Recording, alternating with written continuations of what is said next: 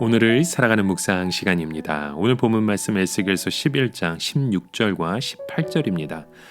그런즉 너는 말하기를 주 여호와의 말씀에 내가 비록 그들을 멀리 이방인 가운데로 쫓고 열방을 흩었으나 그들은 이른 열방에서 내가 잠깐 그들에게 성소가 되리라 하셨다 하고 그들이 그리로 가서 그 가운데서 모든 미운 물건과 가증한 것을 제하여 버릴지라.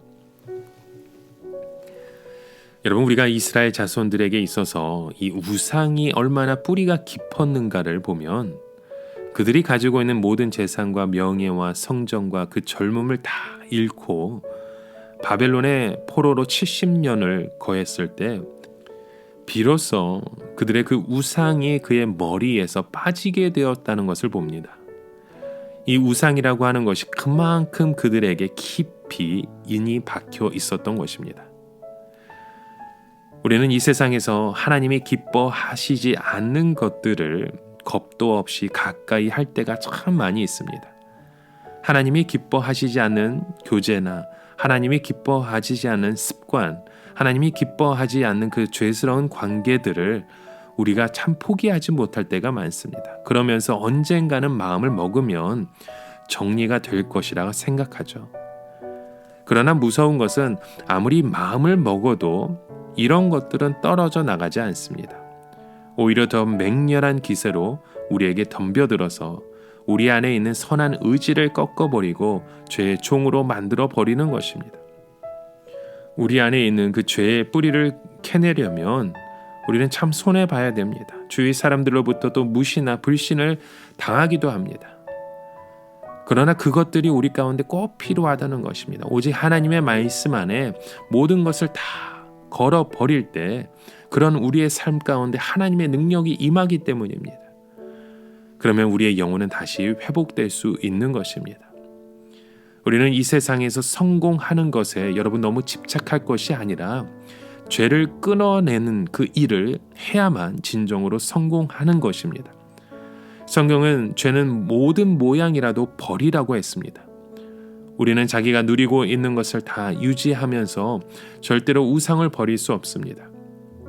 예수님께서는 오른눈이 범죄케 하거든 오른눈을 뽑아 버리라고 하셨고 오른손이 범죄케 하거든 오른손을 잘라 버리라고 말씀하셨습니다.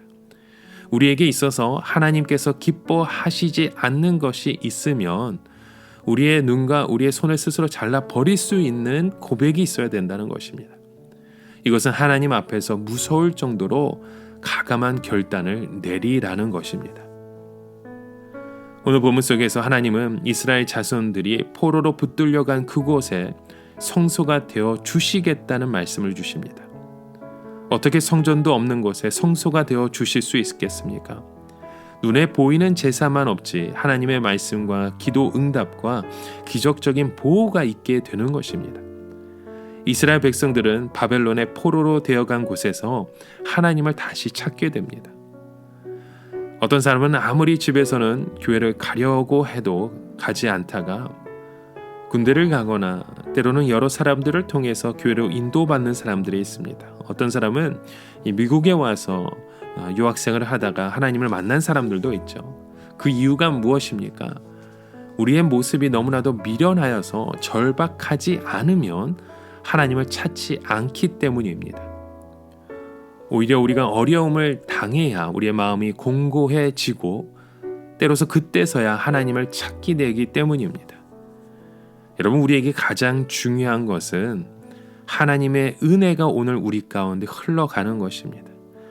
돌같이 딱딱한 우리의 그 마음을 없애고 부드러운 마음을 주셔서 하나님 앞에 굳어지지 않게 하는 것이 우리의 고백이 되어야 합니다. 예수님은 이것을 옥토와 같은 마음이라 하셨습니다. 하나님께서 우리를 강제로 믿게 하시려고 하셨으면 얼마든지 그렇게 하실 수 있으셨을 것입니다. 그러나 하나님은 강제로 믿는 것을 원치 않으십니다. 우리에게 말씀으로 찾아오실 때 우리가 스펀지처럼 그 말씀을 그렇게 물을 빨아들듯이 그 말씀을 받아들여야 하는 것입니다. 그러나 길가 같은 마음이나 돌짝박 같은 그 마음이나 가시덤불 같은 마음은 하나님의 말씀을 전적으로 받아들이지 않습니다. 반만 받아들이거나 아니면 아예 거부해버리기 때문에 우리의 마음에 하나님의 능력이 들어올 수 없는 것입니다. 그러나 바벨론에 포로된 자들은 모든 것을 다 잃어버렸을 때 하나님의 그 말씀을 잡으니까 그들의 양심이 다시 살아나게 된 것입니다. 그들의 눈에서 눈물이 나기 시작하고 하나님의 말씀에 아멘으로 화답할 수 있게 되었던 것입니다. 이것이 얼마나 큰 복인지 모릅니다. 이 세상에서 줄 수 있는 그 복 중에 가장 귀한 복입니다. 이제는 그렇게 일치된 마음을 주셔서 다시는 두 가지를 쫓지 않게 하십니다. 오직 하나님이 주시는 그 마음만으로 만족하게 되는 것이고, 두 마리의 토끼를 쫓는 것이 아니라 오직 하나님만 쫓아가는 그런 믿음의 고백이 세워지게 되는 것입니다. 여러분, 오늘 우리도 이 세상을 바벨론의 포로 생활하듯이 사셔야 합니다.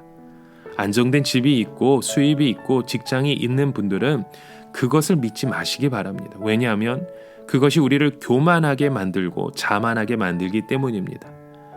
우리는 그저 매일매일 하나님이 주시는 만나로 살아가야 합니다. 그렇다면 우리는 다 똑같은 것입니다. 더 잘난 사람도 없고 더 못난 사람도 없습니다. 우리의 미래는 현재 우리가 가진 것이나 미래에 대한 우리의 생각에 달려 있지 않고 오직 하나님께만 달려 있습니다. 우리가 세상에서 우상을 버리고 죄를 버리며 하나님께서 기뻐하시지 않는 것들을 버릴 때 하나님은 우리의 그 가마솥이 되어 주셔서 절대로 안전할 수 있게 하시는 분이십니다. 오늘 우리가 하나님만을 거룩하게 의지하며 살아가는 것, 그것이 바로 행복하게 사는 방법입니다. 하나님 앞에 그렇게 정결한 마음을 되찾을 때 오늘 우리의 삶 가운데 주의 축복이 함께하는 놀라운 하나님의 자녀 되는 줄 믿습니다. 오늘을 살아가며 한 가지 묵상의 질문을 드립니다. 여러분, 오늘 우리의 마음을 한번 돌아보십시오. 길가 같은, 돌짝밭 같은, 가시덤불 같은 우리의 그 마음으로 하나님의 말씀을 저버리고 있는 우리의 고백은 없으신지요?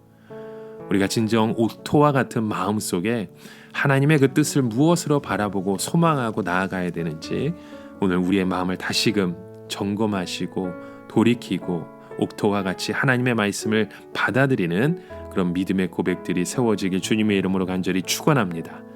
함께 기도합니다. 하나님 아버지, 오늘 우리가 이 세상을 바라보며 세상에 빠져왔던 우리의 고백들을 이제는 버리길 원합니다. 그 우상을 버리고 죄악들을 버리고 하나님께서 기뻐하시지 않는 것을 버리며 오직 주님만으로, 주님의 뜻으로, 주님 한 분만으로 감사하고 기뻐하고 살아갈 수 있는 우리의 믿음의 삶의 모습 되게 하여 주시옵소서.